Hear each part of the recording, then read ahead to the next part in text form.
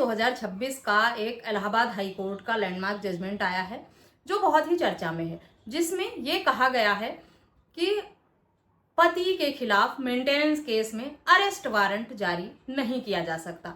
पति पत्नी के विवाद के चलते मेंटेनेंस का केस हुआ था कोर्ट में और पत्नी को एक मेंटेनेंस का आदेश कोर्ट द्वारा हो भी गया था। उसमें काफी बड़ा एरियर अमाउंट हो गया और पति ने मेंटेनेंस पे नहीं किया, जिसके बाद कोर्ट द्वारा अरेस्ट वारंट और रिकवरी वारंट दोनों एक साथ जारी कर दिया गया, जिस पर पति ने अपील की हाई कोर्ट में।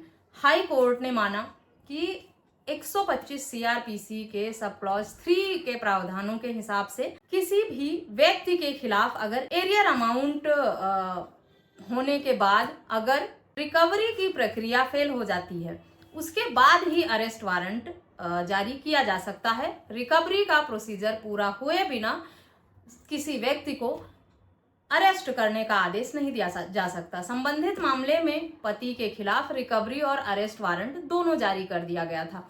हाई कोर्ट का कहना था कि 125 सीआरपीसी के सब क्लॉज 3 में ये साफ निर्देशित है कि अगर कोई व्यक्ति मेंटेनेंस पे करने में फेल हो जाता है तो उसके खिलाफ रिकवरी वारंट जारी किया जाता है। उसके पास अगर कोई संपत्ति है तो पहले उससे पैसा रिकवर करने का प्रयास किया जाता है। अगर ये प्रयास फेल होता है, असफल होता है, उसके बाद ही पति के खिलाफ अगली प्रक्रिया जो है अरेस्ट वारंट की, गिरफ्तार करने की, वो चलाई जा सकती है। बिना रिकवरी के प्रोसीजर को पूरा किए सीधा अरेस्ट वारंट जारी करना कानूनी रूप से ठीक नहीं है और इस वजह से जो लोअर कोर्ट का आदेश था इस तरह का, उसे खारिज किया हाई कोर्ट ने और पति को राहत मिल गई। ये जजमेंट बहुत ही यूजफुल है मेंटेनेंस केस में।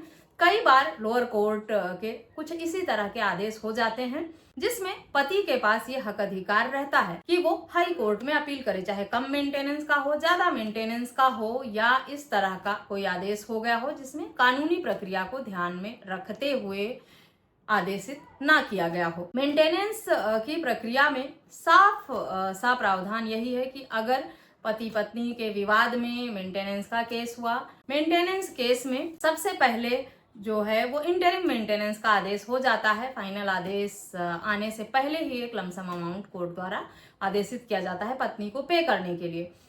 और मेंटेनेंस का एरियर अगर ज़्यादा हो जाता है, पति लंबे समय तक पे नहीं करता, ना रेगुलर मेंटेनेंस जो मंथली रूप में है या जो उसका एरियर आया है पिछले दिनों का वो भी पे नहीं करता है, फेल होता है पति, तो रिकवरी की नोटिस भेजी जाती है पति को।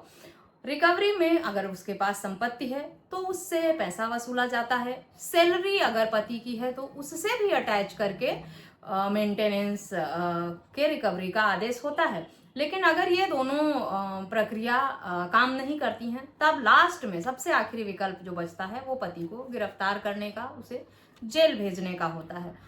इस प्रक्रिया को अच्छे से समझ लें। अगर किसी भी तरह की गड़बड़ी कोर्ट के आदेश द्वारा होती है तो आपके पास हक है कि आप अपर न्यायालय में जाएं, अपील करें।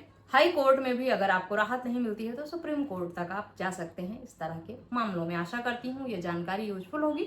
वीडियो अच्छी लगी है तो चैनल को सब्सक्राइब जरूर करें और ये वीडियो और लोगों के साथ शेयर करें। जजमेंट की डिटेल आपको वीडियो के डिस्क्रिप्शन बॉक्स से मिल जाएगी। इस वीडियो में बस इतना ही, मिलते हैं नेक्स्ट वीडियो में। तब तक के लिए थैंक यू एंड बाय।